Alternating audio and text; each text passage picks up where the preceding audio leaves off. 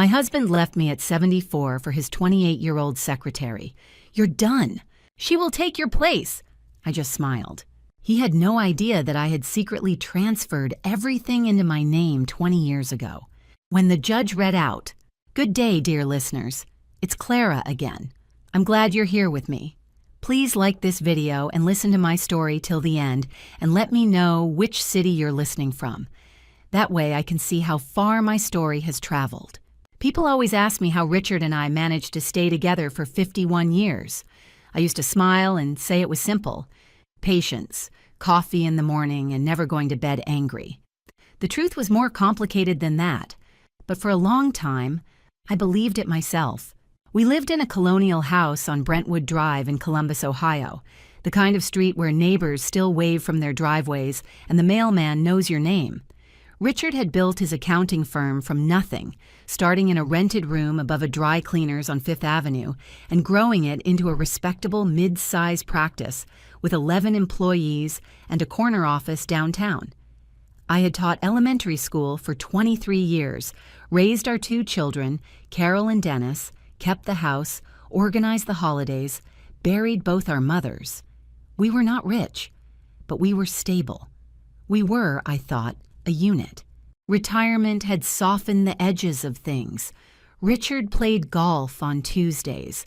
I tended my garden and volunteered at the public library 2 afternoons a week, helping children with reading. We had grandchildren who called on Sundays. We had a routine, and for a woman of 74, a good routine is not a small thing. Looking back, I can see exactly when the texture of our life began to change. It was not dramatic at first. Nothing ever is, when it is happening to you from the inside. It started with his phone. Richard had never been a man attached to technology. He had resisted smartphones until Dennis essentially forced one into his hands at Christmas 3 years ago. But sometime in the spring of that last year together, I noticed he had begun carrying it everywhere, to the kitchen, to the bathroom. He started placing it face down on the dinner table, which he had never done before. Small thing. I filed it away and said nothing. Then came the late evenings at the office. The firm had a junior partner who could handle most of the workload now. Richard had been deliberately stepping back for 2 years. So when he began coming home after 8 o'clock on Tuesdays and Thursdays, citing year-end complications, I asked him once gently whether everything was all right. He looked at me over his glasses and said, "Peggy, you wouldn't understand the billing cycle if I drew you a diagram." That was his way of ending a conversation. I noticed the new shirts. He had always worn the same brands. Brooks Brothers when we could afford it, J.C. Penney when we couldn't. Now there were slim-cut things in pale blue and gray that did not suit a man of 76, shirts that looked as though someone younger had chosen them. I noticed that he had started using a different cologne. I noticed that he had begun watching what he ate, pushing away the bread basket at restaurants with a purposefulness that had never concerned him before. I told myself it was vanity. Older men sometimes renewed themselves that way. I told myself it was harmless. But there is a specific silence a marriage develops when something is wrong. Not the comfortable silence of 2 people who no longer need to fill every moment with words, but a different kind, hollow, pointed.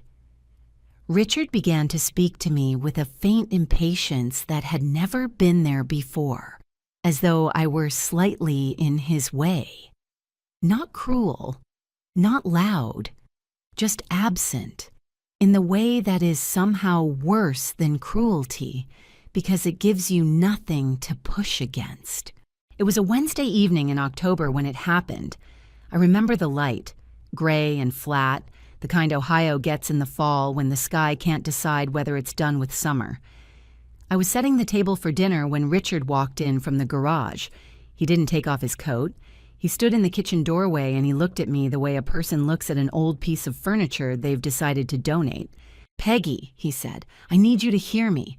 I've been seeing Tiffany, my assistant, for 14 months. I'm in love with her. I want a divorce. I put down the salad fork I was holding. She's 28, he continued, as if the number were an argument. We understand each other. You and I. We've run our course. You've had your life, Peggy. You've had everything. She deserves a chance, too. Then he said the words I will never forget, spoken with the quiet confidence of a man who believed he held every card in the deck. You've had your run. She'll take your place now. You've got nothing left that I need. I looked at him for a long moment, and then I smiled. He didn't know what to do with that smile. He never had. He slept in the guest room that night. Or rather, he didn't sleep there, because by 11 o'clock his car was gone from the driveway, and I was alone in the house on Brentwood Drive for the first time in what felt like my entire adult life. I sat at the kitchen table for a long time. I didn't cry right away. Grief, in my experience, doesn't arrive on schedule. What came first was something colder, a kind of audit. 51 years, 2 children, 1 house, a shared name, a life assembled from 10,000 ordinary days, and now a man standing in a doorway in his new slim-cut shirt telling me I had run my course. I was 74 years old. My hands, folded on the table in front of me, were the hands of a woman who had graded papers and baked pies and held her mother's hand as she died and signed every document Richard had ever put in front of her. Those hands had worked. They had earned things. And Richard, in his new cologne, believed that he could simply walk away from everything those hands had built and start over with a 28-year-old in his corner office.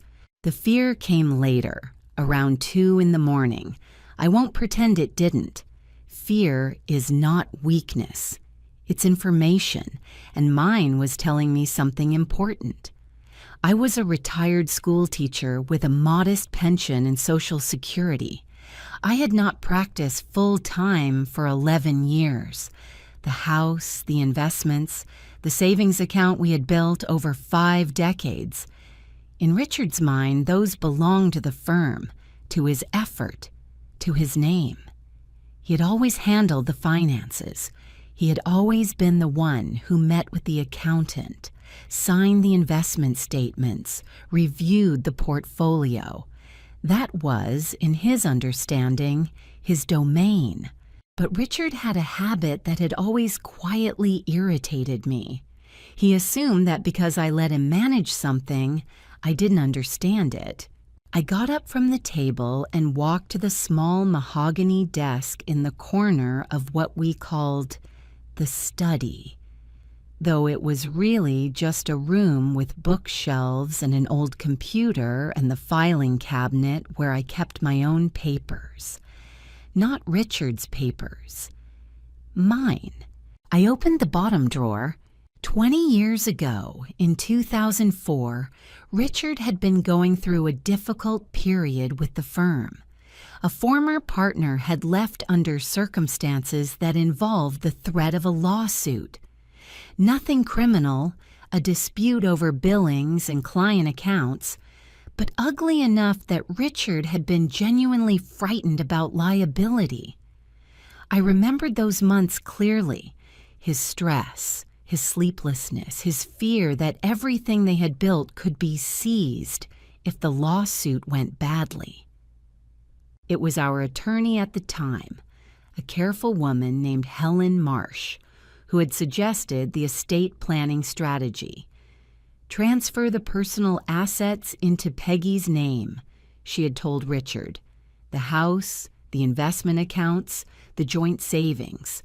If the firm faces a judgment, personal property held in a spouse's name has additional protection.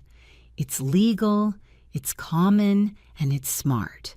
Richard had agreed immediately.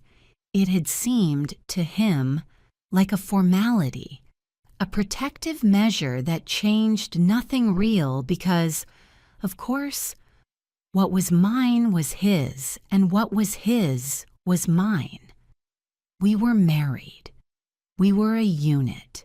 He had signed the documents without reading them carefully. He had trusted Helen, and he had trusted me, and he had moved on to the next crisis. I had read every word.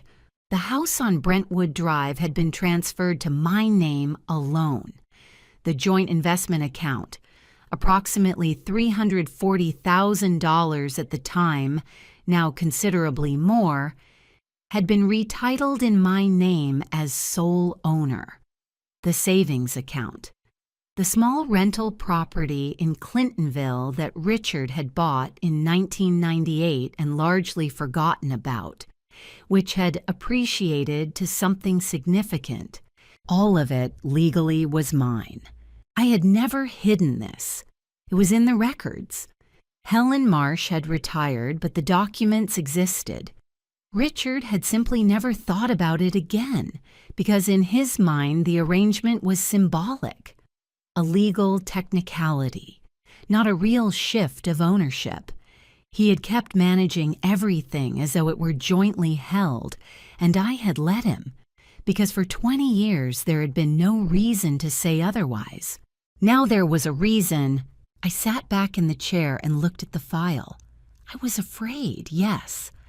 I was heartbroken in the complicated way that you can be heartbroken by someone who's been disappointing you slowly for years. But underneath the fear and the grief, something else was settling into place. Something quiet and precise. I picked up the phone and found the number for a family law attorney. Not Helen. Helen was retired. Someone new. Someone who specialized in divorce. I made an appointment for Friday morning. I did not call Richard. The office of Sandra Bellows, attorney at law, was on the 4th floor of a glass building on High Street. The kind of Columbus office where the carpet was the color of oatmeal and the receptionist offered you water with a professional smile. I arrived at 9 in the morning in my good wool coat, with the manila folder from Helen Marsh's original filings tucked under my arm and 20 years of careful record-keeping in my head. Sandra Bellows was perhaps 50, with reading glasses on a chain and the unhurried manner of someone who had sat across from frightened women for a long time and knew how to let them speak. I told her everything from the beginning.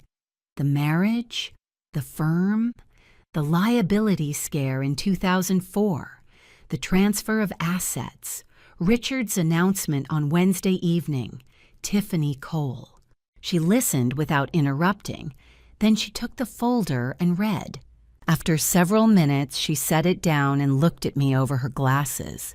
"Mrs. Harmon," she said, "do you understand what this actually says?" "I believe I do," I told her. "The house is titled solely in your name. So is the primary investment account, the joint savings, which is now technically not joint at all, and the Clintonville rental property." She paused. "Your husband signed these transfers in 2004. The documents are properly recorded with Franklin County.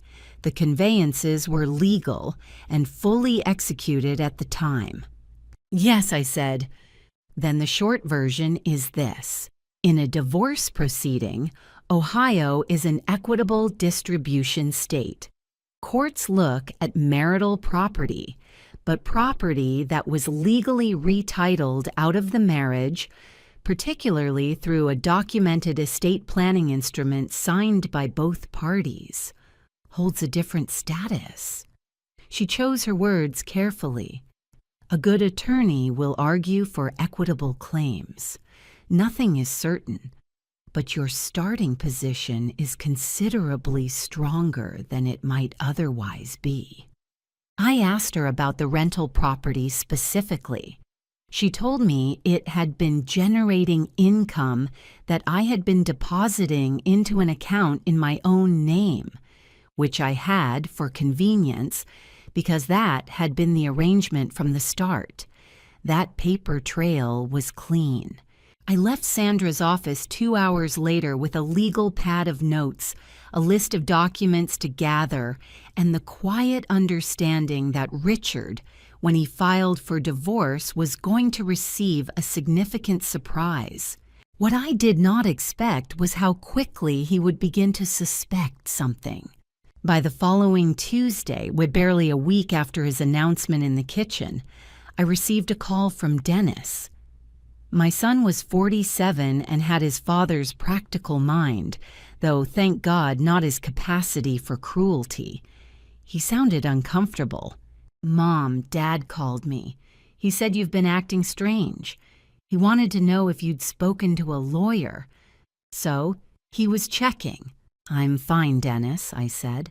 "Your father is the one filing for divorce. I'm simply getting my affairs in order."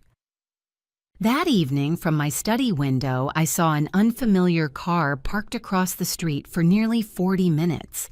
A dark blue sedan. I couldn't see the driver clearly.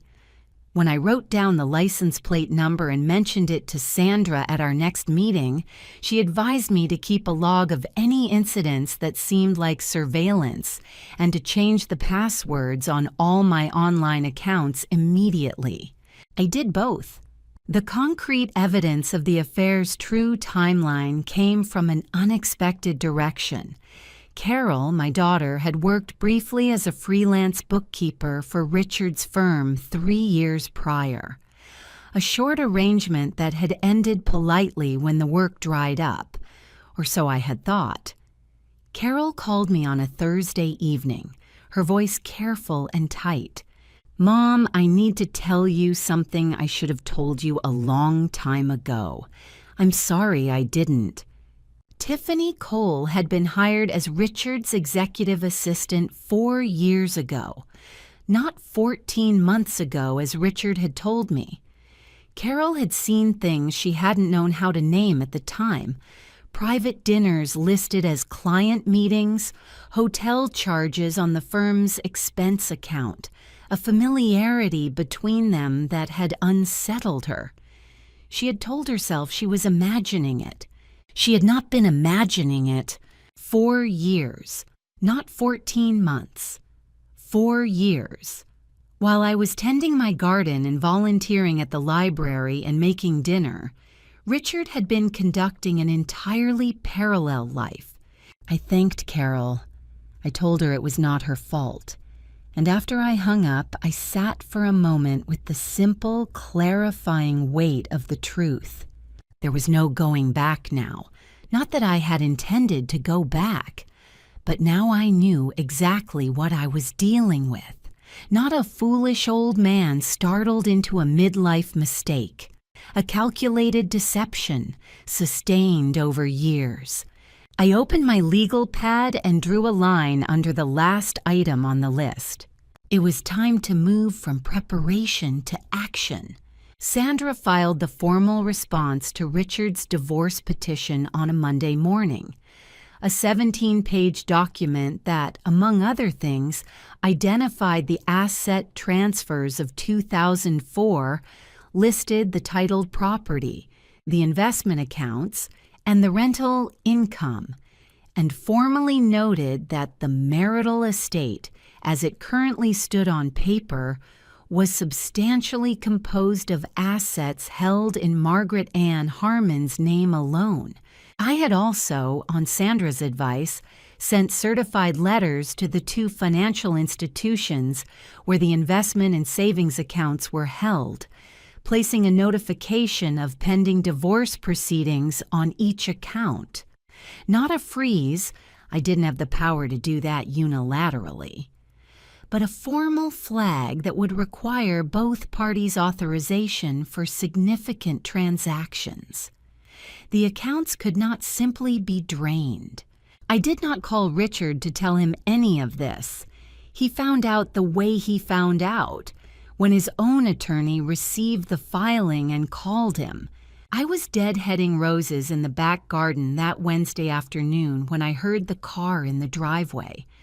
I didn't need to look up to know the sound of Richard's Buick, but there was a second set of footsteps on the brick path, lighter and quicker, and when I turned around, they were both standing at the gate. Tiffany Cole was younger in person than I had imagined her, and prettier in an aggressive, performative way. Hair highlighted to within an inch of its life, wearing a coat that cost more than our first car. She was holding Richard's arm like a document she had already signed. Richard's face was the color of old brick. "What in the hell have you done?" he said. I set down my pruning shears. "I filed a legal response to your petition," I said. "That's what people do when their spouse files for divorce." "You've tied up the accounts," he said. His voice had the particular quality of a man trying to control something that was escaping him. "You had no right. Those are marital assets, Peggy, and you know it." "My attorney disagrees," I said pleasantly. Tiffany stepped forward. "I will say this for her. She was not a timid person." "We know you're doing this to be vindictive," she said. "This is harassment. You're going to destroy Richard's business, and you know it." "I'm protecting my legal interests," I said. "That's not harassment. That's what the law is for." "You think you're so smart." Her voice had a sharp edge in it that she couldn't quite file down. "You're 74 years old. Do you really want to spend the rest of your life in a courtroom? Because we will fight this. Every piece of it. We will be there every single day until you have nothing left but legal bills." I looked at her. Then I looked at Richard, at the man I had shared a bed with for 51 years, who was standing in my rose garden with his 28-year-old girlfriend trying to frighten me. "Richard," I said, "you signed those documents in front of a notary with Helen Marsh as your attorney. I didn't forge your signature." His jaw tightened. "This isn't over," he said. "I know," I said. "That's what courts are for." They left. I heard the Buick back out of the driveway with more speed than necessary, and then the street was quiet again, and it was just me and the roses and the flat gray Ohio sky. I went inside and made tea. My hands were steady. I was rather proud of that. But that night, alone, the fear came back. Not the paralyzing kind, but the low, persistent kind that lives in the chest and makes it hard to sleep. They were not wrong that a prolonged legal fight would cost money and time and energy. Tiffany's voice had the particular certainty of someone who had thought this through and believed she held leverage. And Richard had built a professional life on knowing how to negotiate, how to wear people down, how to wait. I was 74. What if this took 2 years, 3? Sandra had told me to expect delays, had told me to prepare myself. I gave myself 4 days. I told no one what was happening except Carol and Dennis, who both came to the house on Saturday and sat at the kitchen table with me, and Carol held my hand while Dennis made pasta, and we talked about everything except the case, and for a few hours the house felt like a house again instead of a battlefield. By Thursday I was rested. By Thursday I was ready. The offer arrived through Richard's attorney, a Mr. Gerald Fitch, whose correspondence Sandra described as aggressive in tone but weak in foundation. It came on a cream envelope with a return address in Bexley, and I read it at my kitchen table with a second cup of coffee. The offer was, on its surface, not unreasonable. A lump sum settlement of $180,000, drawn from what Richard described as marital savings, plus the right to remain in the house on Brentwood Drive for a period of 2 years, after which the house would be sold and proceeds split equally. The rental property in Clintonville would go to Richard. The investment accounts, Richard's attorney argued, had been maintained primarily through Richard's professional income and should be treated as marital assets subject to equitable division. I read it twice. It was, I had to give them credit, artfully constructed. To a woman who didn't have Sandra Bellows or the 2004 documents or 20 years of retained filing receipts, it might have looked like a reasonable exit. Cash, shelter, a clean break. It was designed to look like generosity while quietly moving the most valuable asset, the Clintonville rental property, back into Richard's hands and establishing the investment accounts as jointly marital rather than individually titled. I called Sandra. The rental property alone, Sandra told me, appraised last year at $410,000. It generates approximately $2,800 a month in rental income. They want you to walk away from that in exchange for $180,000 and a 2-year lease on your own house. Yes, I said. That's what I thought it said. My strong recommendation is a counter that holds all titled property as your separate asset and opens negotiation only on items that are genuinely marital. Draft it, I said. I did not call Richard. I did not respond to Tiffany's text message, which came through Carol's phone. Tiffany had somehow obtained Carol's number, which was its own kind of message, and which read, with what I imagined was studied casualness, "Tell your mom this offer won't be on the table forever. She should think about what she actually wants at her age." I had thought about it extensively. What I wanted was what was legally mine. The counter was filed the following week, and after that there was a silence from Richard's side that Sandra said was typical.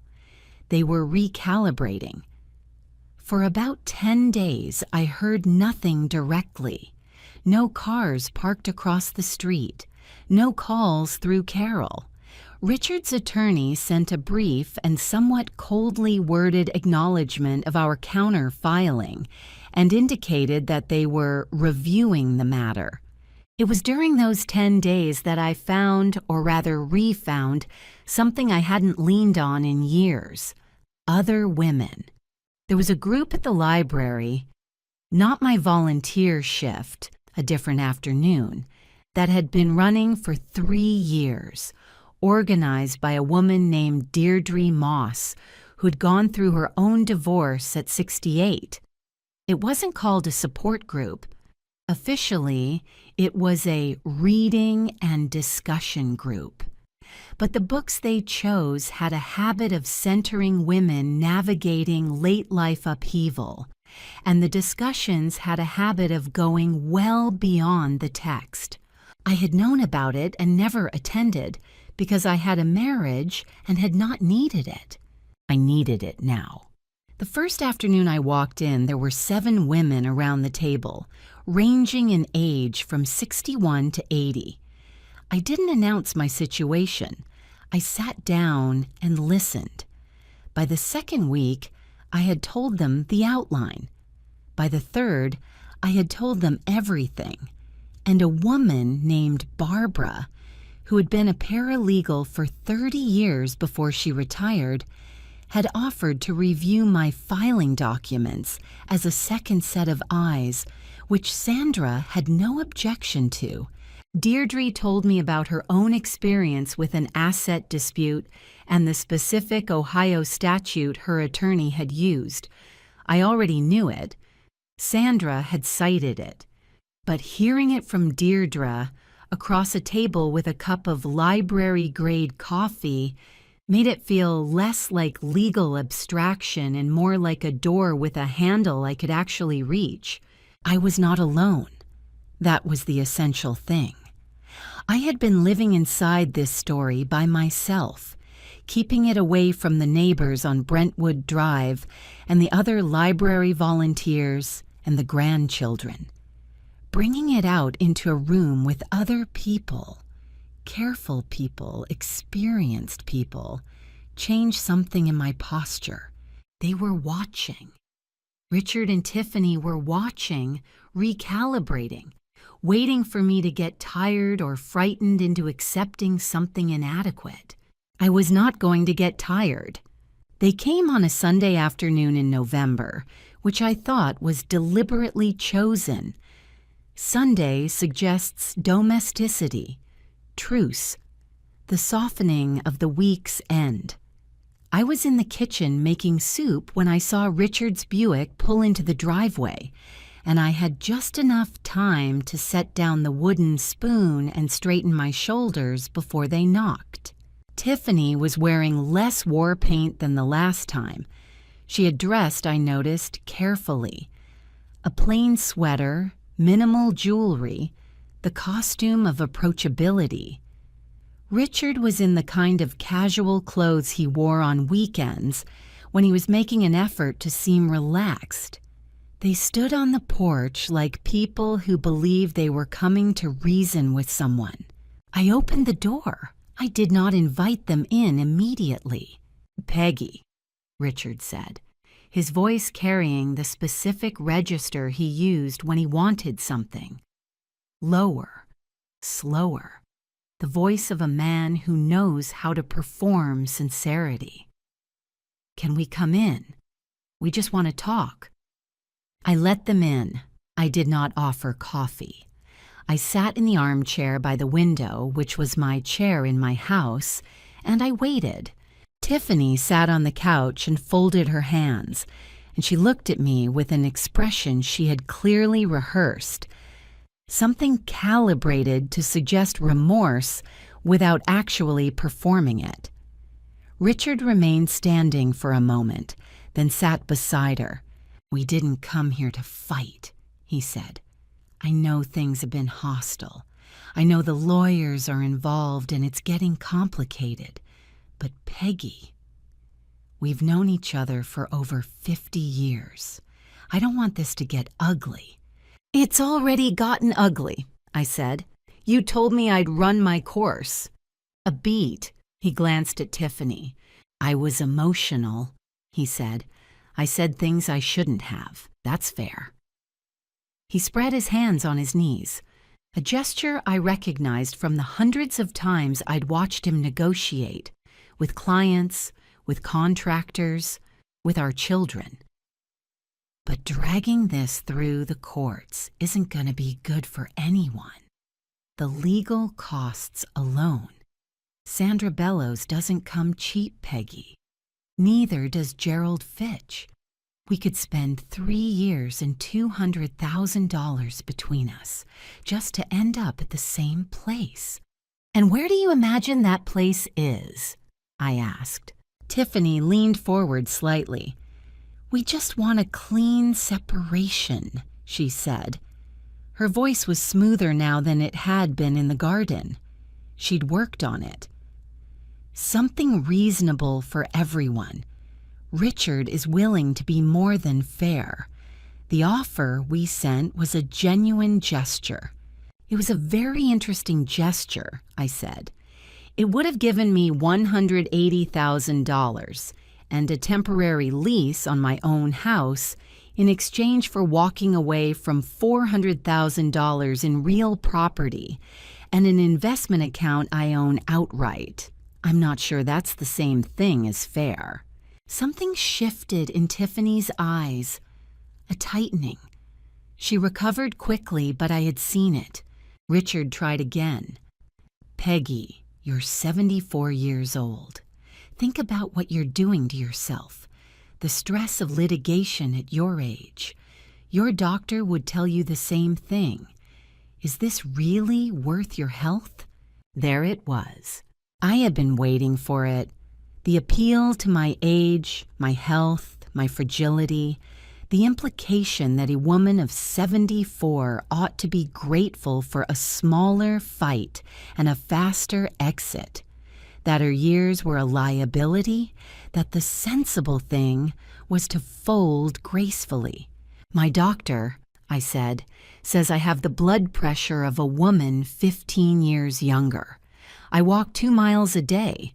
I plan to be in excellent health for quite some time."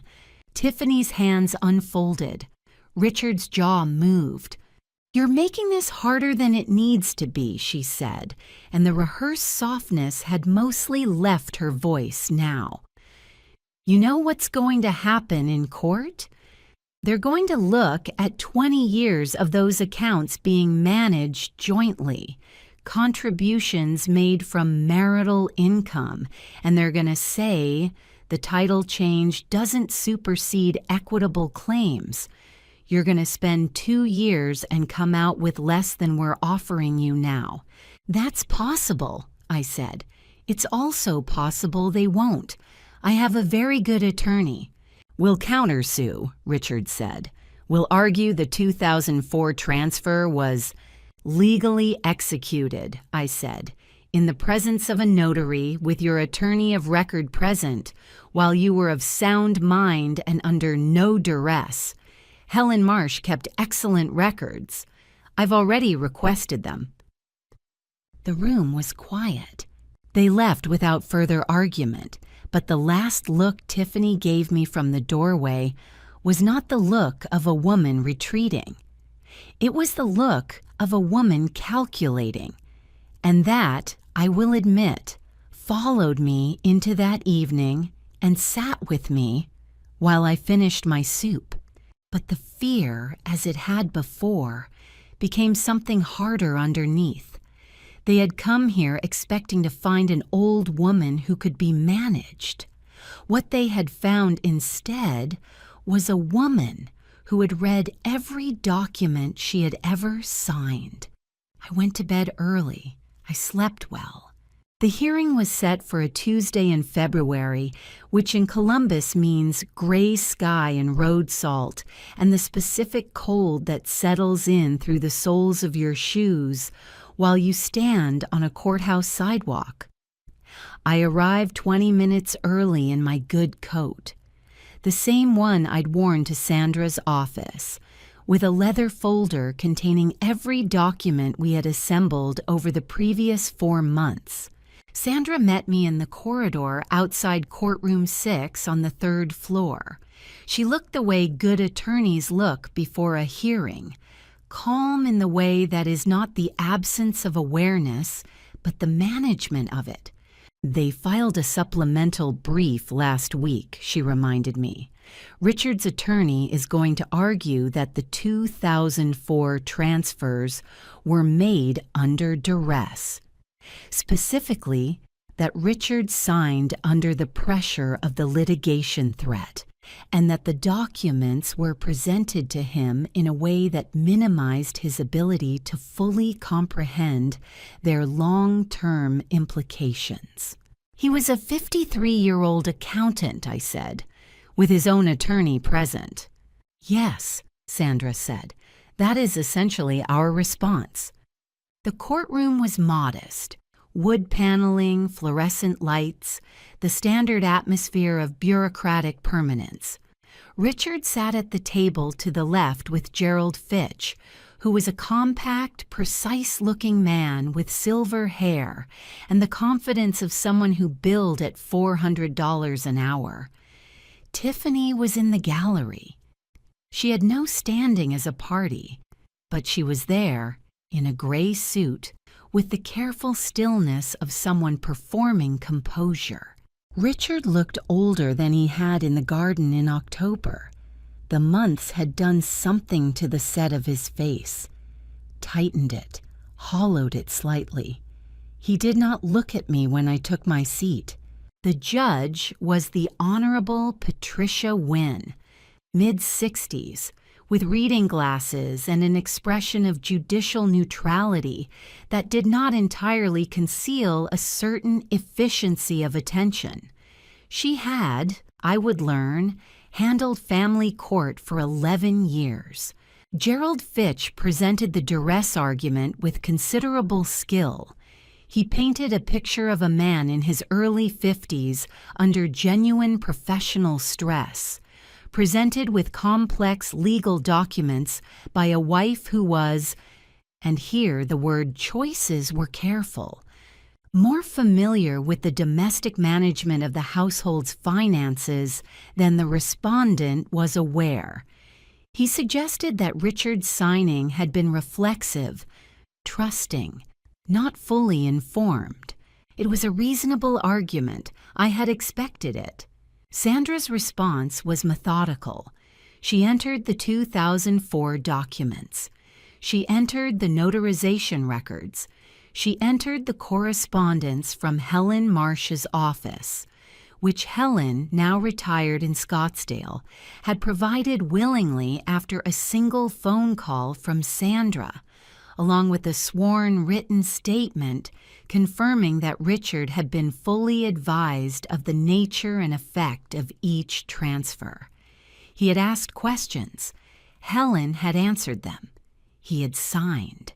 Then Sandra entered the expense account records from Richard's firm, the ones Carol had provided, which showed hotel charges over a 4-year period inconsistent with any documented business travel.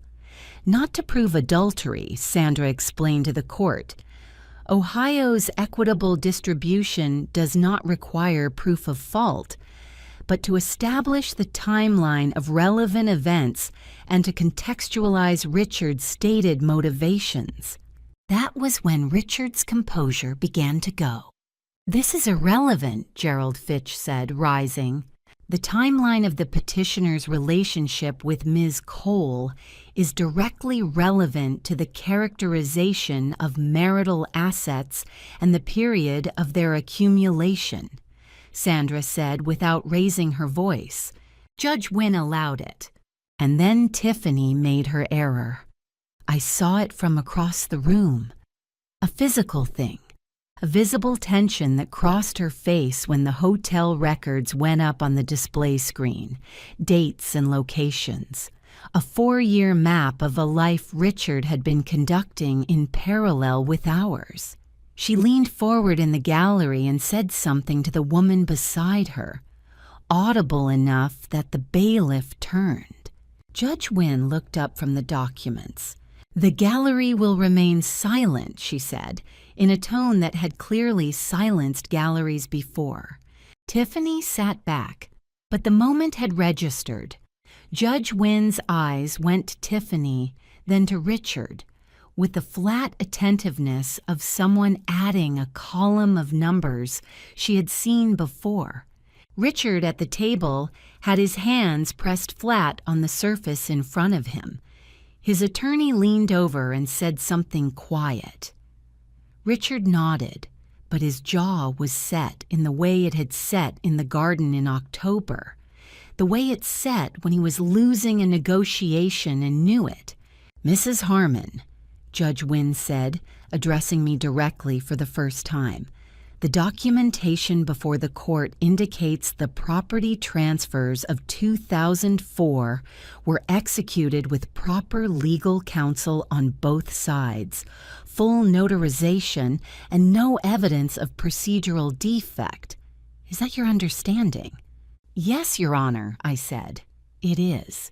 She wrote something on the pad in front of her, and I sat in the courtroom in my good wool coat, with my hands folded in my lap, and felt, not triumph, not yet, but the particular ground-level steadiness of a woman who has done everything correctly and is now simply waiting for the math to work out. The math was going to work out. Judge Wynn issued her ruling 3 weeks after the hearing on a Thursday morning. Sandra called me at 9:15. I was sitting at the kitchen table with my coffee, and I had the particular stillness that comes after months of not being still. The stillness of someone who has waited a very long time for a specific piece of information. "She ruled in your favor on the primary asset questions," Sandra said. She was using her professional voice, which was measured and precise, but I could hear something underneath it that was not quite professional. The satisfaction of a clean outcome after a complex case. The 2004 transfers are upheld as legally valid conveyances. The house, the investment accounts, and the Clintonville rental property are recognized as your separate titled property. The duress argument was rejected in full. Judge Wynn noted specifically that the presence of independent legal counsel on both sides, combined with Helen Marsh's sworn statement confirming the advisory process, left no credible basis for the claim. I set down my coffee cup. The equitable division applies to Richard's pension, the portion accumulated during the marriage, and the remaining joint checking account, which was genuinely marital and will be split. You'll retain the house and the investment accounts without division. The rental property is yours. The total net value of the separate property is, she paused slightly, approximately $890,000 at current appraised values, plus the ongoing rental income. The line was quiet for a moment. "Sandra," I said, "thank you." "You built a clean case, Peggy. You kept everything in order for 20 years.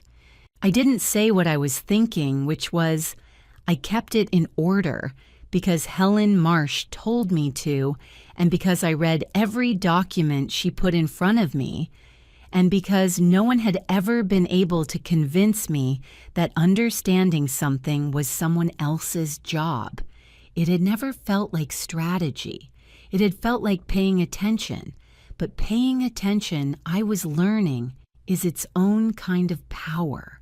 I thanked Sandra again and asked about next steps and wrote down the items she listed with my steady hands.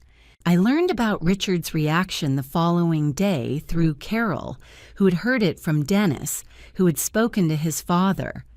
Richard had been at Gerald Fitch's office when the ruling was relayed. He had, by Dennis's account, put his fist on the conference table.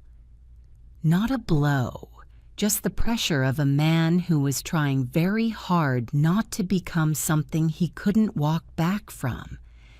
He had said, according to Dennis's careful paraphrasing, that it was impossible, that 50 years of contribution couldn't simply be erased by a piece of paper he'd signed in a law office in 2004 when he hadn't understood the full implications. Dennis had not disagreed exactly, but Dennis had also said quietly to his father, "Dad, Helen Marsh's sworn statement says you asked about the implications. She says she explained them. I don't know what to tell you." Richard had no answer to that. He sat in the chair across from his attorney and was silent for a long time, in the particular silence of a man confronting the gap between the story he had told himself and the documented record of what had actually occurred. Gerald Fitch, to his credit, did not try to fill that silence with false comfort. Tiffany, I later heard through the legal proceedings that trickled into record, because financial matters have a way of becoming visible when you look for them, had been under the impression for the 4 years of their relationship that Richard was a considerably wealthier man than he had turned out to be. The accounting firm was profitable, yes, but its primary asset was its client relationships and Richard's professional reputation. Without the house, the investment accounts, the rental property, without what had been quietly his wife's, Richard's independent financial position was substantially less impressive than Tiffany had calculated. She had built a life around a number that had never been real. That, I suppose, is the particular cruelty of assumptions. They hold until they don't, and by then the ledger is already settled. I did not learn this with satisfaction. I learned it with the flat recognition of someone who had always known, somewhere, that the arithmetic was going to clarify itself eventually. The divorce was finalized in April. Richard signed the final decree in Gerald Fitch's office. I signed in Sandra's. We were in different rooms, which struck me as appropriate. We had been in different rooms for a long time, really, even when we were in the same house. When Sandra handed me my copy of the signed decree, she said nothing dramatic. She simply said, "It's done, Peggy," and shook my hand, and that was the right way for it to happen. I went home afterward. It was a Thursday evening, mild for April, the kind of evening where you can leave the kitchen window open and hear the neighborhood settling into its quiet. I made dinner for one, a thing I was learning to do without the particular self-consciousness of the newly alone, and I ate it at the kitchen table, and afterward I sat for a little while with the silence. 51 years, one house, one name, which I kept, because it was also my children's name and my grandchildren's name, and because I had earned it as surely as I had earned anything else in my life. I thought about the woman who had sat at this table in October and audited her life and found it still solid. I thought, well done, Peggy. And then I washed the dishes, because that is what you do, and the evening went on. By October, 1 year almost to the day from the evening Richard stood in my kitchen doorway, the house on Brentwood Drive had become something I had not expected, a pleasure.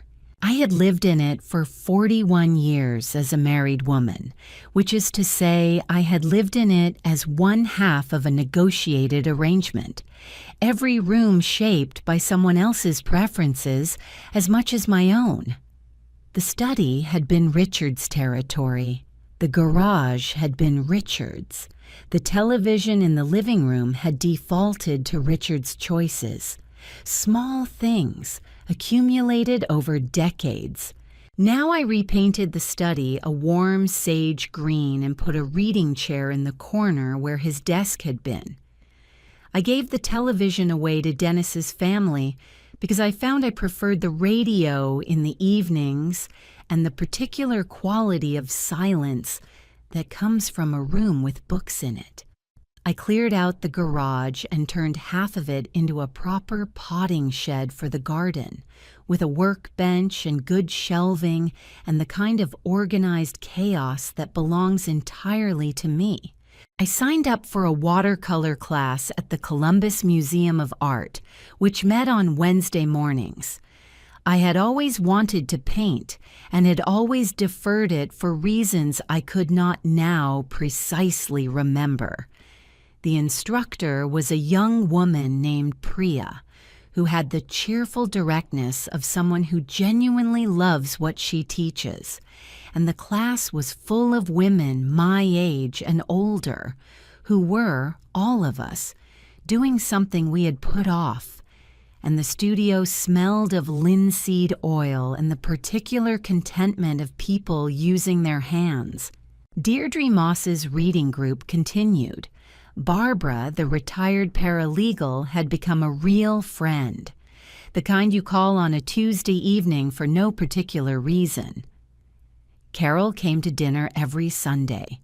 Dennis brought the grandchildren on Saturday afternoons, and I taught the oldest one, Emma, who was 10 and serious, how to deadhead roses.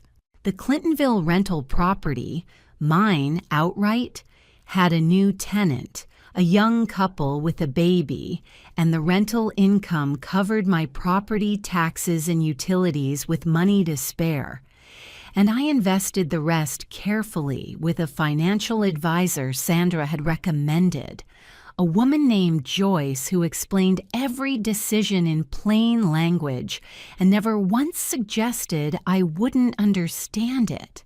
I was, I found, well, unexpectedly, specifically, practically well. As for Richard, the accounting firm without the underpinning of the personal assets that Richard had always considered a backstop, faced the financial realities of a man in his mid-70s running a business that was worth less without him in it. Gerald Fitch had been expensive. The years of hotel charges and supplementary income directed toward his other life had left gaps. He sold his stake in the firm to the junior partners in the spring. Not badly, but not on the terms he would have chosen. He moved into an apartment in Bexley. It was, by all reports, a comfortable apartment. It was also an apartment. Tiffany Cole did not stay. I did not learn the specifics from anyone who knew them directly. But Carol, who had a colleague who knew people at the firm, mentioned it in passing that spring, in the careful way adult children convey information about the other parent. The relationship had not survived the financial recalibration. Tiffany had moved back to her own apartment in the short north by February. She had found a different position at a different firm. She was 29 now, and her life was her own, and I had no particular feeling about that one way or the other. What I did have a feeling about, a clear and settled feeling, was this: that the choices people make in the middle of their lives have arithmetic. They compound. Richard had spent 4 years constructing a parallel world on a financial foundation that had never actually been his. And when the foundation was properly titled, the world came down to its actual proportions. That was not my revenge. That was simply the consequence of things as they were. I thought about this one afternoon in September, sitting in the garden with a cup of tea and the particular satisfaction of a garden that has made it through summer. The roses had done well this year. The hydrangeas were still going.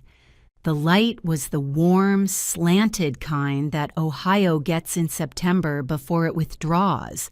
I'd been afraid in October of the previous year that I was looking at the end of something. I was not. I had been looking at the end of one version of my life and the beginning of another, and the second version was quieter and more entirely mine. That seemed, all things considered, like a reasonable trade. People ask me if I regret any of it. I don't. I regret the years I assumed that understanding something was someone else's job. I don't regret the documents. I don't regret the lawyer. I don't regret the roses. Here is what I learned. Read everything you sign, know what you own, and never let anyone convince you that your years make you smaller. What would you have done in my place? Would you have taken the first offer? I'd genuinely like to know. If this story stayed with you, share it. Leave a comment below, and thank you, truly, for listening. I won $67 million in the lottery and didn't tell anyone. My daughter said, "Mom, you're broke. What do we need you for?" Her husband nodded. I quietly left. The next morning, they saw my new mansion across the street. Good day, dear listeners. It's Clara again. I'm glad you're here with me. Please like this video and listen to my story till the end and let me know which city you're listening from. That way, I can see how far my story has traveled.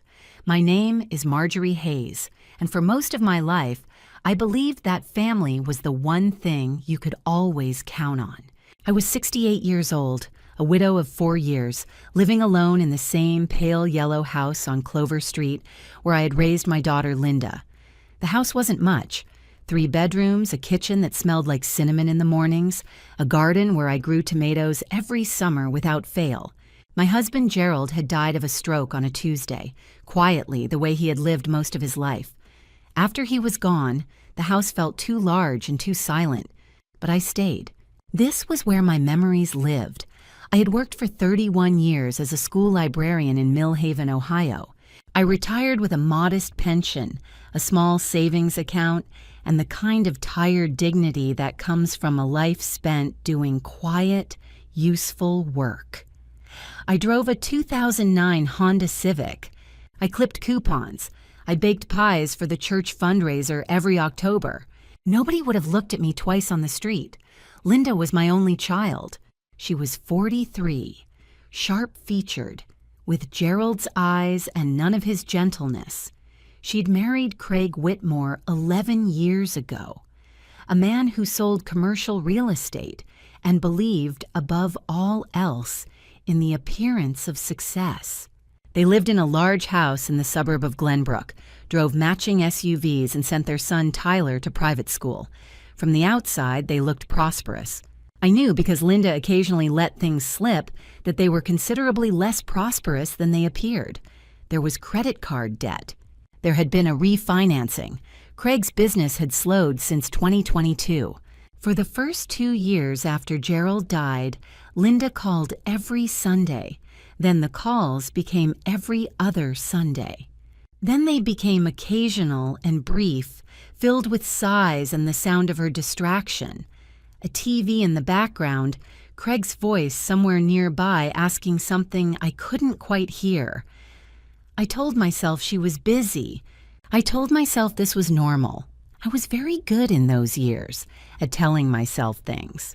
The tipping point came gradually, the way most painful things do. It started with small moments. A birthday dinner at their house where Linda forgot to order the cake she had promised. A Thanksgiving where Craig made a comment about carrying dead weight in a conversation about his business that felt aimed somewhere beyond his employees. A Sunday phone call where Linda said, without particular cruelty, which almost made it worse, "Mom, you really should think about downsizing. That house is just too much for one person." I had not asked her opinion. I had not complained about the house. Then came the requests. Not for my company, for my practicality. Could I watch Tyler for the long weekend? Could I bring a covered dish to the neighborhood party they were hosting? Something nice, Mom, not the tuna thing. Could I help them move some furniture? I said yes to all of it because I wanted to be useful, and because usefulness, I had learned, was the currency that bought me time with my daughter. But the exchange rate kept shifting against me.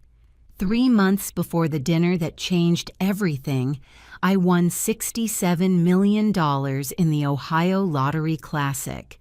I had been buying 2 tickets every Friday for 11 years. Always the same numbers. Gerald's birthday, Tyler's birthday, the year we bought the house. I checked my numbers on a Saturday morning at my kitchen table, wearing my old flannel robe, with a cup of decaf going cold beside me. I checked them twice. Then I sat very still for approximately 4 minutes. Then I called the Lottery Commission's confidential winners line. I did not call Linda. This was not a decision I had thought through carefully. It was instinct, a quiet, private voice that said, "Wait." I didn't know yet what I was waiting for. I only knew that something inside me wanted to see what the world looked like before it knew. I consulted an attorney, a financial planner, and set up a blind trust within the following 2 weeks, just as the Lottery Commission advised. My name was kept out of the public record. The lump sum after taxes settled at just over $41 million. The trust was administered quietly. I went on clipping coupons, which brings me to the dinner. It was a Sunday in late October. Linda had invited me for what she called a family lunch, though it was served at 6 in the evening. The kitchen table was set for 3, she and Craig and me. Tyler was at a friend's house. I had brought a bottle of wine and a store-bought apple pie because I had learned my lesson about the tuna.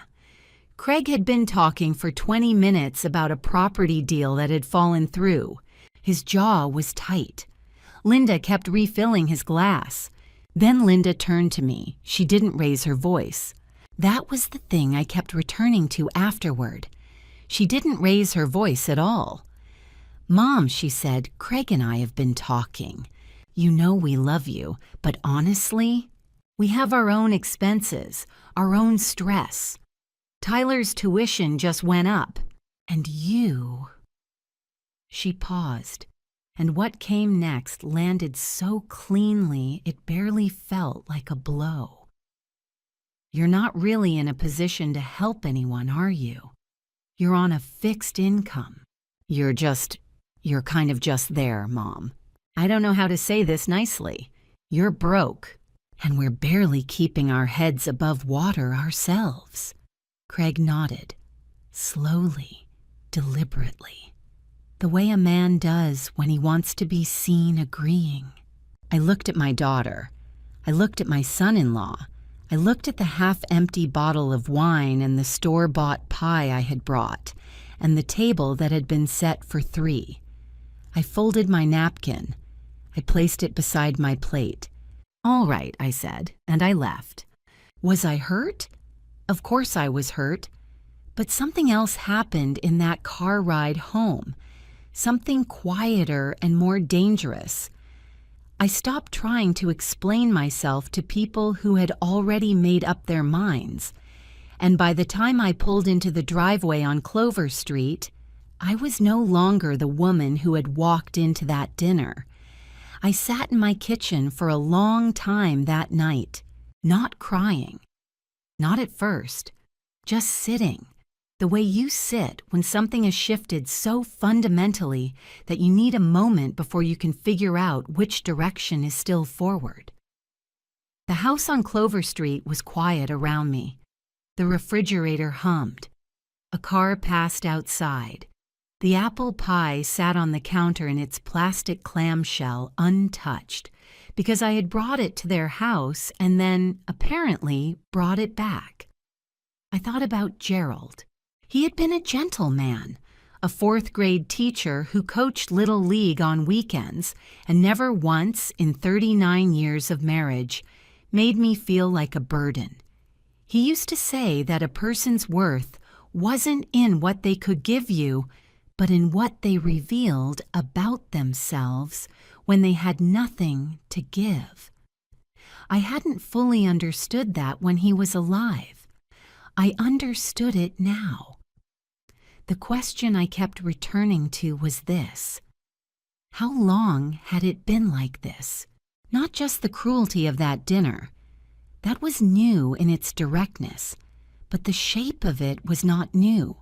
The shape of it had been forming for years, in every canceled Sunday call, every eye roll I had caught over Craig's shoulder, every way that Linda had learned to look through me rather than at me. I had mistaken tolerance for love. I had been so grateful for the crumbs that I had forgotten I had once deserved a seat at the table. I am not a self-pitying woman. I want to be clear about that. I am a woman who was a librarian for 31 years, which means I am a woman who knows how to read a situation and understand what it requires. That night, what it required was honest accounting. So I made a list. In my head, the way I always made lists. Not on paper, because paper can be found. What had I lost? Not money. I had, sitting in a blind trust in Columbus, more money than my daughter could imagine. What I had lost was the version of myself that had believed love was unconditional, that blood was sufficient, that patience would be rewarded. That version of Marjorie Hayes was gone. She had left with my folded napkin. What did I have? I had $41 million, a trusted attorney named Patrick Ossie, who had handled my trust with quiet efficiency, a financial advisor named Sandra Cho, who had already outlined 3 conservative investment strategies, and I realized as I sat in that kitchen, something I hadn't had in 4 years. I had a reason to get up in the morning that was entirely my own. The fear came next. Let me not pretend it didn't. I was 68 years old and I had just walked out of my only daughter's house after being told I was just there. The fear was not about money. It was about isolation. It was the particular terror of the elderly, that you will become invisible, that you will make a stand and find that no one is watching. What if I moved forward with my resources and found myself more alone than ever?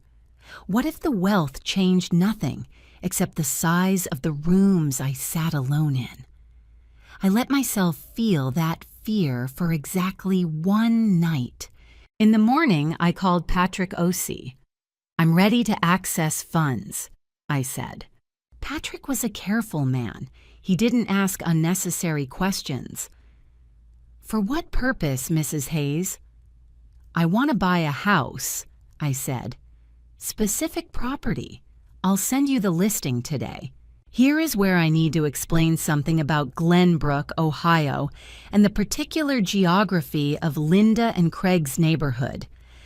Elmwood Drive was a wide tree-lined street of large homes, mostly built in the late 90s, the kind of neighborhood where the lawns were professionally maintained and the Christmas lights went up the weekend after Thanksgiving without exception. Linda and Craig's house was number 14. It was a 4-bedroom colonial with white shutters and a detached garage and a view from the front windows of the house directly across the street. The house directly across the street, number 17 Elmwood Drive, had been on the market for 6 weeks. I had noticed it the last time I drove to visit them. A for sale sign on a neat half-acre lot, large windows, recently renovated according to the online listing. 5 bedrooms, 3.5 baths, a wraparound porch, and most importantly, an unobstructed view of my daughter's front door. The listing price was $847,000. I had looked at it the way you look at things you believe you cannot have. And then, on that October morning, I looked at it the way you look at things you are about to purchase with cash. I sent Patrick the listing at 8:14 a.m. He called back at 9:30. "This is a clean title. Motivated seller. You can have an accepted offer by end of week if you want to move quickly." "I want to move quickly," I said. But buying the house was only the first part. What I needed, and this was the part I thought about most carefully, walking through my tomato garden that morning with my coffee, was to do this right. Not impulsively, not out of spite alone, though spite was in there, and I will not pretend otherwise. What I wanted was something more durable than revenge. I wanted witness. I wanted Linda and Craig to understand from across the street that I had been there all along, that the woman they had written off as a fixed income, nobody had been watching the same neighborhood they lived in, with $41 million in a trust and the patience of a former librarian. The plan was beginning to take shape. I went inside, poured myself a second cup of coffee, and started writing a real list. On paper this time. Because some things need to be written down to become real. The offer was accepted on a Thursday. Patrick handled everything through the trust. Marjorie Hayes did not appear on a single document. The purchasing entity was a Delaware LLC. He had helped me establish years earlier on the Lottery Commission's advice, a standard vehicle for privacy protection that had no name interesting enough to attract attention.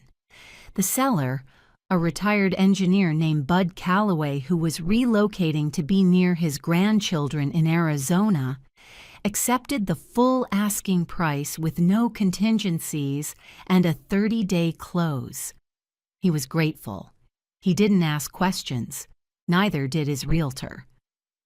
I signed the paperwork at Patrick's office in Columbus on a gray Friday morning in a conference room with a view of a parking garage. It was the least dramatic setting imaginable for a decision that would rearrange the rest of my life. I used a pen Patrick offered me. I signed 11 documents. I shook hands with a notary whose name I never caught.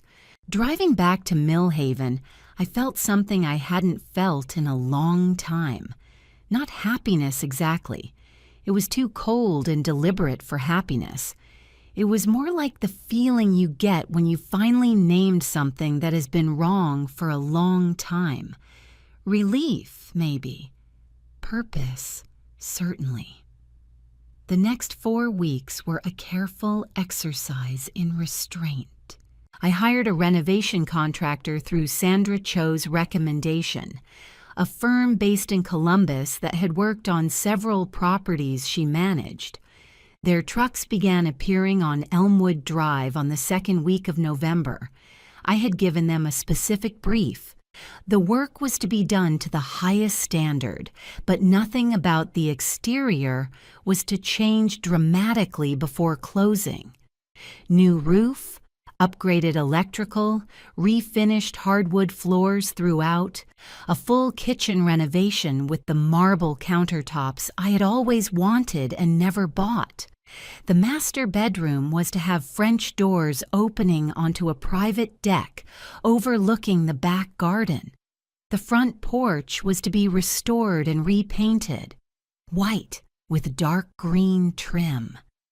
All of this was going on approximately 200 yards from my daughter's living room window. She noticed. Linda called me on a Wednesday evening, 17 days after the offer was accepted. This was notable in itself. Linda did not call on Wednesdays. "Mom," she said with a studied casualness that didn't quite land, "do you know anything about the Calloway house across from us?" "The one that sold?" I said. "You knew it sold?" "I drive through Glenbrook occasionally," I said, which was true. There was a pause. "Who bought it?" "The realtor won't say, and the LLC name is something generic. Craig is trying to find out." I noted quietly that Craig was trying to find out. I noted the anxiety underneath her casual tone. "I have no idea," I said. "Is it a problem?" "No, it's just, there are contractors there every day. Looks like a full renovation. Someone spent real money." "Well," I said, "the neighborhood has gotten popular. Good investment." She accepted this. She also, before hanging up, mentioned that Tyler had a school play in December, and would I be coming? I said I would think about it. I heard the mild surprise in her silence. The old Marjorie would have said yes immediately. I let the silence sit, but it was what happened 3 days later that I think of as the true point of no return. Not the contract, not the renovation. This. I had a friend named Dorothy Pruitt. We'd worked together at the Millhaven Library for 22 years. And she was the kind of woman who knew everyone's business without trying because people simply trusted her face. Dorothy volunteered at the Glenbrook Community Center on Tuesday evenings, teaching a senior crafting class that had been running for 7 years. 2 of her regular students were neighbors of Linda's, women named Paulette and Rhonda who lived 3 houses down on Elmwood Drive. Dorothy called me on a Saturday morning, the kind of call that begins with, "Now, I don't want to worry you, but..." Paulette had mentioned at Tuesday's class that she had run into Linda at the neighborhood coffee shop. They had chatted briefly. Linda had made a comment that Paulette had found odd. Something about sorting out the family situation and not being held back by sentimental obligations. Paulette hadn't understood the context. Dorothy understood it immediately. "Did Linda ever talk to you about your house?" Dorothy asked carefully. "The Clover Street house?" I felt something cold move through my chest. "Not directly," I said. "Marjorie," Dorothy said, and her voice was gentle and sorry. "Paulette said Linda mentioned looking into whether a conservatorship was an option for," and she used this phrase, "managing an older parent's assets when the parent isn't making sound decisions." "She seemed to think you were planning something impractical with your money. I don't know what money she means, and I didn't say anything, but I thought you should know." I sat down on the edge of my bed. A conservatorship. The legal mechanism by which a court can appoint someone to manage the financial affairs of a person deemed unable to manage them independently. My daughter had been researching whether she could take legal control of my finances, which meant she knew or suspected something about the money. How? I went through it carefully. The trust was sealed. My name wasn't on the property purchase. Patrick and Sandra were bound by confidentiality. But then I remembered. 2 months ago, a brief item had run in the Columbus Dispatch's lottery section about the previous year's major winners. Not names, but prize amounts and dates. Gerald's birthday, Tyler's birthday, the year we bought the house. The numbers I had used for 11 years. Numbers Linda knew.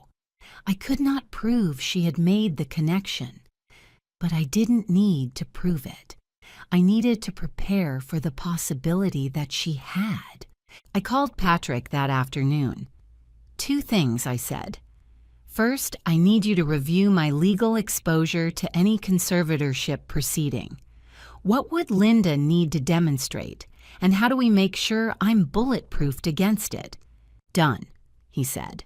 What's the second thing? I want to accelerate the renovation timeline, I said. I want to be in that house by December 15th. I moved in on December 14th, not with great ceremony, not with a moving van that would have drawn attention the night before. I had arranged everything in advance, furniture selected through an interior designer Sandra had recommended, a woman named Helen Park, who had done the whole house in 10 days with a team of 5, working from a brief I had written in careful detail over 2 weeks. The house was ready when I arrived. I drove over from Clover Street at 9 in the morning with 2 suitcases, a box of books, Gerald's photograph, and the African violet from the kitchen windowsill that had been alive for 16 years. I stood in the entryway of 17 Elmwood Drive for a long moment. The floors were warm amber hardwood. The ceilings were high. Morning light came through the front windows and fell across the staircase in a way that made the whole house glow like something from a different life. And directly across the street, through those same windows, I could see the white shutters of number 14. Linda's house. Fully visible. Fully knowable. I set Gerald's photograph on the mantelpiece and put the African violet in the kitchen window. Then I made coffee in a kitchen that finally had the marble countertops I had always deserved. Linda didn't come across until noon. I watched her approach from the front window, coat on over what looked like pajama pants, which meant she had seen the lights and the moving van I had hired for the morning and come out immediately without changing. Craig was behind her, tie loosened, which meant he had come from his home office. Both of them looked the way people look when something has happened outside the boundaries of their mental map of the world. I opened the door before they knocked. Mom.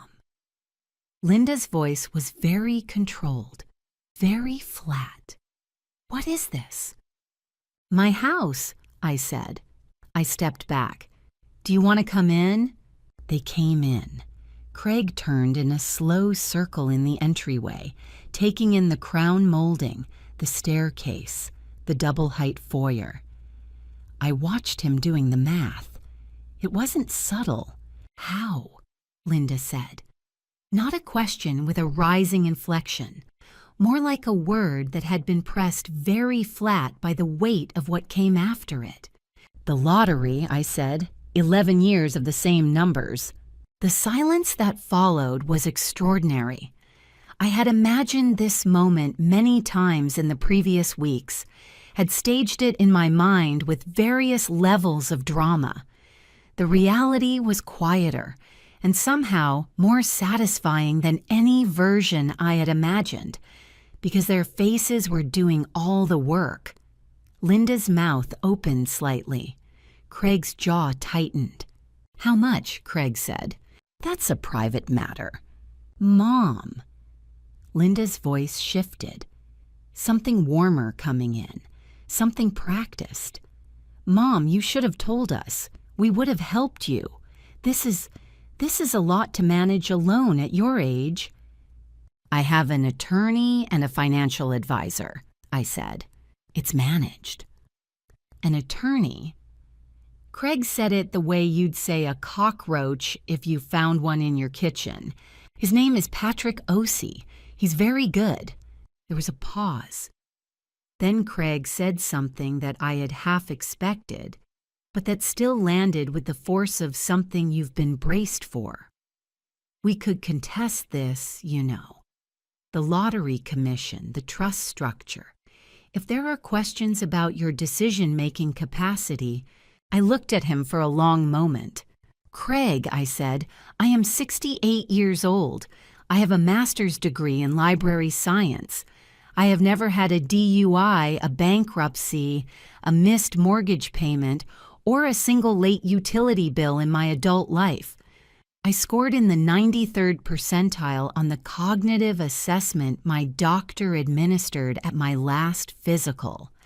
My attorney has documented all of this. If you would like to pursue a legal challenge to my competency, I would encourage you to have a thorough conversation with your own attorney first about costs, about likelihood of success, and about what the public record of such a proceeding would look like." Craig's face went red, then white. "We'll be in touch," he said. They left. I closed the door. I leaned against it for perhaps 30 seconds, my heart going faster than I would have liked. Then I straightened, walked to the kitchen, poured myself a second coffee, and stood at the marble counter looking out the back window at the garden where, come spring, I would plant tomatoes. Was I frightened? Yes. Craig's mention of a legal challenge was not empty bluster. It was a real threat, and the fact that Patrick had already neutralized it didn't make hearing it any less cold. Linda's performance of warmth, "That sudden, Mom, we would have helped you," was perhaps more frightening than Craig's threat, because it was a reminder that my daughter was capable of manufacturing feeling when the stakes were sufficient. Over the following 3 days, I did very little. I unpacked my books. I arranged the living room the way I wanted it. 2 good reading chairs, a small writing desk by the window, Gerald's photograph on the mantelpiece where the light caught it in the late afternoon. I walked through every room of the house and allowed myself to feel, without irony or reservation, that this was mine. I ordered from the Thai restaurant I had always liked and eaten alone at my kitchen table on Clover Street. I watched 2 documentaries and slept for 9 hours. On the 4th morning, I woke up clear-headed and without the ache I had been carrying in my chest since October. I called Dorothy. "Have lunch with me," I said. "I want to show you the house." They tried softness next. The invitation came by text. Linda's medium of choice when she wanted to avoid the risk of real-time reaction. It arrived on a Wednesday morning, 4 days after the confrontation at my door. Mom, Craig and I would love to have you for dinner Friday. We want to start fresh. Tyler keeps asking about you. Please come. 7 p.m. I read it twice. I thought about Tyler, who was a decent child, 11 years old, with Gerald's quiet eyes and the unfortunate habit of parroting whatever his parents said. I thought about the phrase, start fresh, which was doing a great deal of work. A fresh start from what, exactly? From Craig's threat to challenge my competency? From Linda's revelation that she had been researching conservatorship? From the dinner where she had told me I was just there? I put the phone down and went to water my African violet. The answer I sent back after 2 hours was brief. Thank you, Linda. I have plans Friday, perhaps another time. I did not have plans Friday, but I made some. Dorothy came to the house for lunch that Thursday and spent 4 hours walking through every room with an expression that moved fluidly between delight and protective outrage on my behalf. She sat at the kitchen counter with a cup of tea and said, Marjorie, I have to ask you something, and I need you to answer honestly. I told her to ask. Are you all right? She said. Not the house, not the money, you. Are you all right? I considered the question seriously. I think I'm becoming all right, I said. That's different from being all right. She nodded. She was a woman who knew the difference. Dorothy was not the only one. In the 2 weeks following my move to Elmwood Drive, I met Paulette and Rhonda properly. Dorothy introduced us at the community center and found them to be exactly the kind of women I had underestimated when I thought of them only as Linda's neighbors. Paulette was a retired nurse, 71, sharp and funny, who had lived on Elmwood Drive for 22 years and knew where every body was buried, metaphorically speaking. Rhonda was 65, a former high school English teacher, newly divorced, who had spent the past year discovering that she enjoyed her own company considerably more than she had expected to. They welcomed me with the straightforward warmth of women who have learned to recognize each other without much preamble. We wondered who bought that house, Paulette said, the first time we had coffee together on my new wraparound porch. Craig was going around the street in October trying to find out, asked everybody. What did people tell him? That they didn't know, she smiled. Nobody on this street likes Craig Whitmore very much.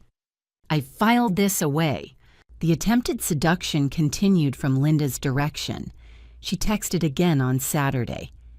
Mom, Tyler wanted me to remind you about his play. December 20th. He'd really love to see you there. This was a more sophisticated move because it used Tyler honestly. He probably had asked for me and put me in a position where declining felt like punishing a child. I didn't decline. I went to Tyler's play. I sat in the back row of the Glenbrook Middle School auditorium and watched my grandson play the role of the narrator in a production of A Christmas Carol, with the seriousness of a child who has rehearsed very hard and knows exactly how important this is. He was good. He had Gerald's voice, a voice with weight in it, even at 11. Linda and Craig were in the third row. They turned around at intermission and saw me. Linda gave a small, relieved smile. Craig gave me the kind of nod men give when they are recalibrating. I smiled at Tyler when he spotted me from the stage door. He waved with both hands. I left before the reception. I had said hello to my grandson, which was why I had come. I did not need to stand in a middle school gymnasium while Craig Whitmore pretended to be delighted to see me. Driving home along Elmwood Drive, I passed both houses, theirs and mine. The lights in number 14 were on in every room, the way they always were, that slightly excessive brightness that I had come to think of as a symptom of people who were afraid of silence. My house, number 17, had the porch light on and the warm, amber glow of the living room lamp visible through the front window. I sat in the driveway for a moment and looked at it. It looked like a house that someone lived in on purpose. The second call from Patrick came that week with an update I had been waiting for. A review of all publicly available records on Craig Whitmore's business, LLCs, and real estate transactions. Nothing illegal, just due diligence that a sensible woman with significant assets should have done long before. What it revealed was this: Craig and Linda were, in financial terms, genuinely precarious. 2 LLC dissolutions in the past 3 years. A second mortgage on the Elmwood Drive property, taken out in 2023. Credit card debt that Patrick estimated conservatively at somewhere between $60,000 and $90,000. The private school tuition was running on a payment plan. They needed money. They needed it badly. And they had a mother-in-law sitting across the street with $41 million in a trust. Now I understood the conservatorship research. Now I understood everything. I called Sandra Cho and asked her to begin the next phase of my plan, one I had sketched and outlined during those 3 days of rest and was now ready to formalize. I also, on Sandra's recommendation, added 2 new items to my will, modified the trust distribution schedule, and sent a certified letter to Patrick's office outlining my current intentions in writing. Let them come, I thought. Let them try soft next time or hard. It doesn't matter. I was ready. They came on a Sunday afternoon unannounced. The unannounced visit is a specific kind of social weapon. It removes preparation time and frames itself as casual, familial, which makes any formality on the host's part seem cold and defensive. I recognized the tactic because I had seen Linda use it on neighbors she wanted to charm before asking for something. I had made a note of it at the time without fully understanding that I was already cataloging my own daughter. I let them in. Linda had brought flowers, not grocery store flowers, but from the actual florist on Main Street, which told me exactly how seriously she was taking this visit. Craig was in a weekend shirt, no tie. Tyler was not with them. We sat in the living room with tea and coffee cake, and for 20 minutes it was almost normal. Linda talked about Tyler's play. Craig praised the renovation on my house with the tone of a man trying to establish something without stating it directly. You have resources. We know you have resources. Then Linda leaned forward slightly, the kind of lean that precedes something rehearsed. Mom, we've been doing a lot of thinking. We want you to know we were wrong. The things Craig said at your door, that wasn't acceptable. She glanced at Craig, who nodded with the expression of a man doing his homework. We were scared. Fear makes people say things they don't mean. I understand fear, I said. We want to repair this. Family is everything. A pause. And we want to make sure you're protected. With this much money, there are real vulnerabilities. A family trust, one that includes us, is actually much more legally secure than a private trust managed by someone you've only known a few months. There it was, an argument designed to make including them seem like your idea, an act of prudence rather than capitulation. Patrick Ossie has managed my trust with complete integrity, I said. I have no concerns about my legal security. An outside attorney has his own interests, Craig said smoothly. Family doesn't. Family, I said, recently discussed applying for conservatorship over my finances. The room went quiet. Linda's face moved through several expressions quickly. That was a moment of panic. We didn't know what you were doing with the money. Now you know, I said. Then trust us, Linda said, her voice dropping lower, picking up the resonance of a daughter genuinely asking, or performing genuineness very convincingly. Is all of this worth destroying the family over? I looked at my daughter for a long moment. I didn't destroy anything, I said quietly. I furnished a house I own. Craig's composure broke into that tight, bitten-off tone that is angrier than shouting. The voice of a man who has run out of angles. You're making a mistake. You're alone out here. One bad fall, one health crisis. You have no one. You can't buy family. No, I agreed. You can't. He stared at me. Linda's eyes were bright with the kind of brightness I had learned preceded anger wearing the face of tears. We're going, Craig said. Thank you for the flowers, I said. The door closed with controlled force, not quite a slam, but with intention.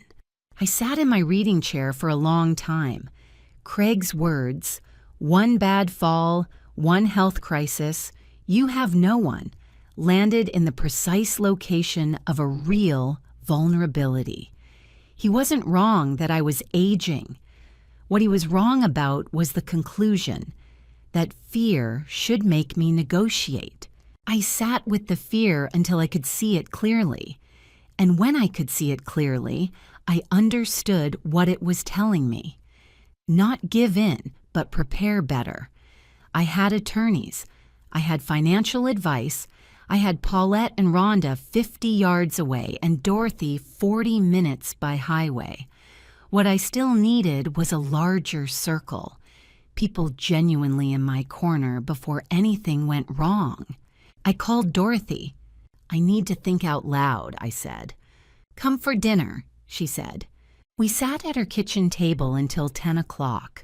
By the end of the evening, I had a list of 3 things to do in January that had nothing to do with Linda or Craig, and everything to do with building a life that didn't require their permission to stand on its own.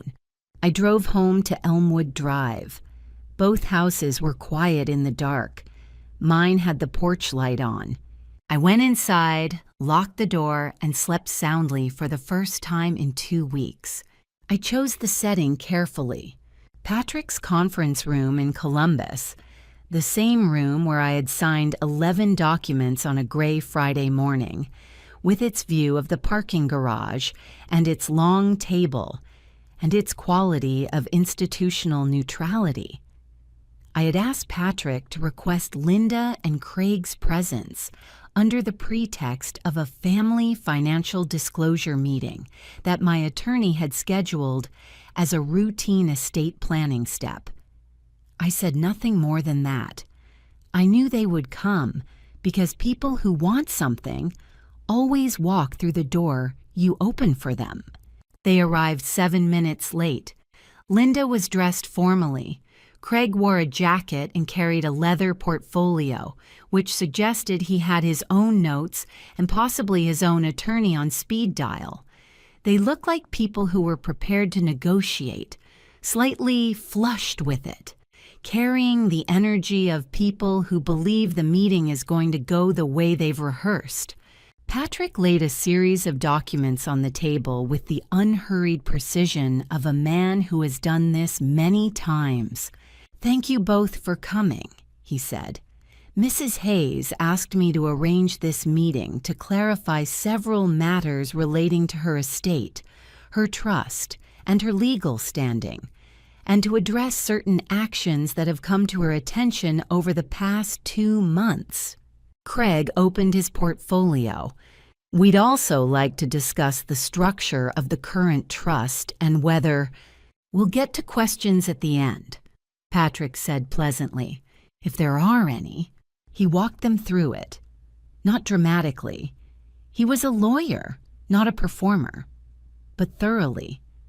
The trust structure, fully compliant and sealed, the cognitive assessment documentation, dated and signed by my physician, signed letters from 2 colleagues, a former supervisor, and my pastor, attesting to my clarity of mind, and then, the part I had asked him to include last, a certified record of the public search activity conducted on the Ohio Court of Common Pleas website, a search specifically for conservatorship filings, conducted from an IP address registered to the Wi-Fi network at 14 Elmwood Drive, Glenbrook, Ohio. "You searched our network?" Craig said. His voice was very tight. Mrs. Hayes retained a digital forensics consultant as part of her legal preparation, Patrick said. The search was conducted on a public court website, using a router registered in Mr. Whitmore's name. No private network was accessed. Linda's face had gone the color of old chalk. "You knew," she said. She was looking at me, not at Patrick. "You knew about the conservatorship search." "Since December," I said.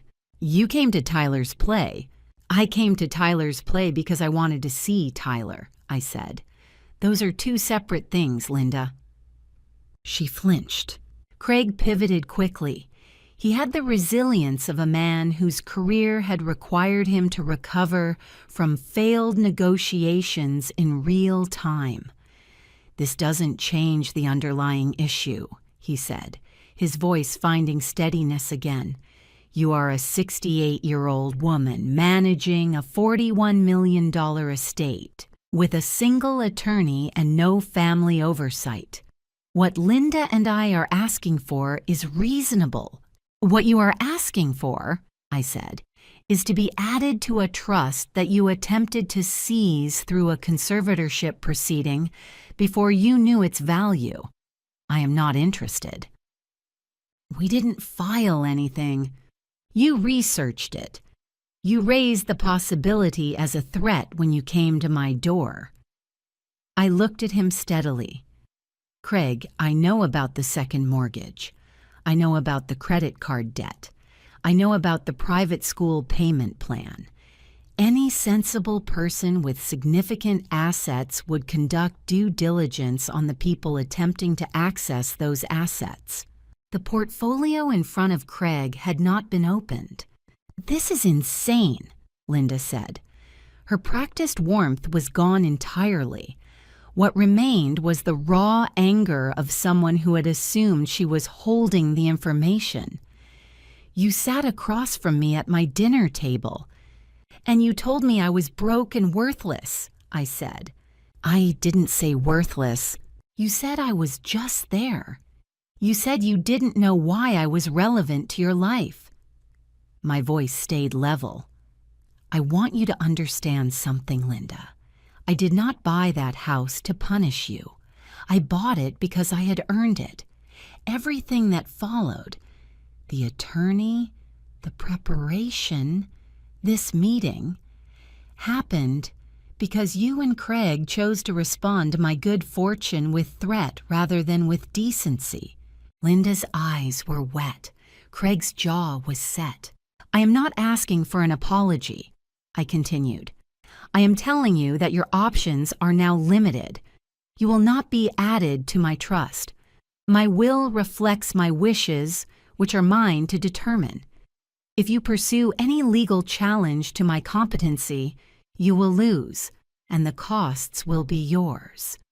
If you would like a genuine relationship with me, built on honesty, I am not closed to that, but it will be built from honesty, or it will not be built at all." Craig stood up. "We'll be in touch," he said. It meant something different now than it had on my doorstep. It meant, "I have nothing left to threaten you with. Take your time, I said. Linda didn't look at me as they left. At the door, she paused, hand on the frame, as though she might turn around. She didn't. Patrick gathered his documents. Outside, a light snow had begun to fall on the parking garage. I sat at the table with my hands flat on the wood and let the quiet settle around me. I did not feel triumphant. What I felt was tired and clear in equal measure. The exhaustion of someone who has been honest in a room where honesty was not expected, and has discovered that it costs something even when it's right. I put on my coat. "Thank you, Patrick," I said. "Good meeting," he said. I drove home to Elmwood Drive in the snow. Craig filed. I had thought he might not. Had thought the meeting in Patrick's office would have made the calculation clear enough. But Craig Whitmore was a man who believed any wall could be moved if you pushed hard enough. He retained a junior associate at a Columbus firm, and in the second week of January filed a petition for a mental hygiene review of my decision-making capacity in Franklin County Probate Court. Patrick called on a Wednesday morning with the calm of a man relaying bad news that is not, in fact, bad. "He filed," Patrick said. "I was expecting it. Make sure the counter-motion includes a request for legal fees. I had already planned that." The hearing lasted 4 hours. The petition was built on 2 claims: that my purchase of the Elmwood Drive property was impulsive and erratic, and that my refusal to include family in the trust was evidence of undue influence from Patrick. The judge, a woman in her late 50s with a quality of attention I found deeply reassuring, did not appear persuadable by either argument. The petition was dismissed. Legal fees granted. Craig Whitmore was ordered to pay Patrick's firm $14,200. I spent that morning replanting my African violet into a larger pot. When Patrick called, I said, "Good, thank you," and called Paulette about lunch. Linda called 3 days later, not quite an apology, but adjacent to one. "I didn't know Craig was going to file." "I think you didn't know the timing," I said. "I think you knew the general direction." Silence then. "Tyler wants to see you." "Tyler can call me directly," I said. "He's 11. She said, "Okay," in a voice smaller than she usually allowed herself. Tyler called that evening. In March, I made 2 decisions that completed what I had begun in October. I sold the Clover Street house, gone in 11 days. The buyer was a young woman named Grace with 2 small children who stood in my kitchen with the look of someone who could see herself living there. I gave her the African violet that had lived in that kitchen for 16 years. Then I funded the Gerald and Marjorie Hayes Scholarship at Millhaven Public Library, enough to sustain the summer reading program, cut for lack of funding, for at least 20 years. The library director cried briefly on the phone. I did not feel vindictive. I felt the satisfaction of a person who has always done the right size thing and has finally been given the means to do the larger one. Spring came early to Elmwood Drive that year. By April, I had planted tomatoes in 4 wide raised beds along the south wall, the kind of garden you plant when you intend to stay. My days found a shape naturally. Morning walks with Paulette 3 days a week, lunch with Dorothy every other Thursday, rondas, Thursday evening book club, 5 women, a bottle of wine, and a book. Close to an ideal amount of social life for a person of my temperament. In May, I went to Portugal. 15 days. A small apartment in Lisbon, a week in the Alentejo where the evenings were long and warm. I walked. I ate well. I took a pottery class because a woman at my guest house invited me, and I said yes, the way I was trying to say yes to things now. I sent Tyler a postcard of the Lisbon trams. He texted me a photo of it pinned to his bedroom wall. "It looks amazing, Grandma. Can we go someday?" I wrote back, "Absolutely." The loneliness was present, but it was the ordinary kind. Part of any life lived honestly, rather than the suffocating kind that comes from pretending crumbs are a full meal. Linda and Craig's life moved in the direction the facts had always been pointing. The second mortgage came due in April. Craig's credit, damaged by the probate fees and a separate contractor judgment, made refinancing impossible. Paulette mentioned seeing a man in a suit with bank insignia on his car door talking tensely with Craig in their driveway. Tyler transferred to Glenbrook Public Middle School in September. The private school's payment plan had run 3 months behind. He texted me, "New school is actually pretty okay. The library here has the whole Percy Jackson series." I wrote back, "That's a very good library." Linda and I spoke once a month. Brief, careful conversations, mostly about Tyler working towards something larger without yet being there. On a Saturday in October, exactly 1 year after the dinner where I had folded my napkin and walked out, I found a card in my mailbox. No envelope. Linda's handwriting. "I was wrong. I know that's not enough. I don't know what is, but I wanted to start somewhere." I placed it on the mantelpiece, next to Gerald's photograph, where the afternoon light would catch it. Then I went to the kitchen, put the kettle on, and sat at the marble counter to think about what I wanted to say back. Here is what I learned. The people who dismiss you before they know your full story will rarely apologize after they learn it. But you don't need their apology to move forward. You need your own clarity. I spent 68 years being careful not to take up too much room. I spent the rest of my time taking exactly as much room as I deserved. One question before you go. What would you have done? Folded that napkin and walked out, or stayed? Leave your answer below, and thank you truly for listening.